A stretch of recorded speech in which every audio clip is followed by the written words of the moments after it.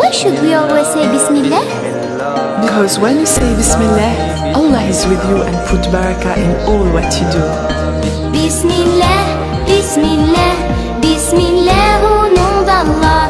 Bismillah, Bismillah, in the name of Allah.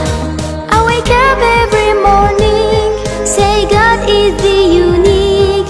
I'm hungry, I wash my hands, but before say Bismillah. I wake up every morning, say God is the unique. I'm hungry, I wash my hands, but before say Bismillah. Bismillah, Bismillah, Bismillah, au nom d'Allah. Bismillah, Bismillah, in the name of Allah. Lunch, don't forget to say thanks to those who fed me well, but before say Bismillah. When I'm ready for lunch, don't forget to say thanks to those who fed me well, but before say Bismillah. Bismillah, Bismillah, Bismillah, au nom d'Allah.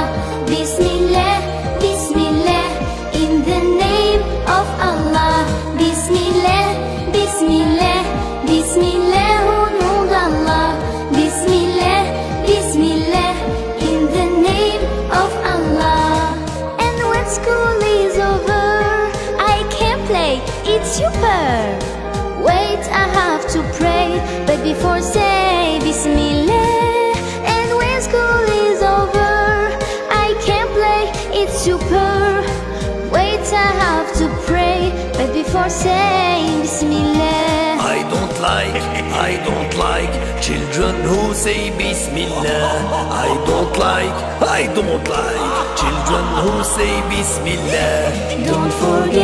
Don't forget, never forget Bismillah. Don't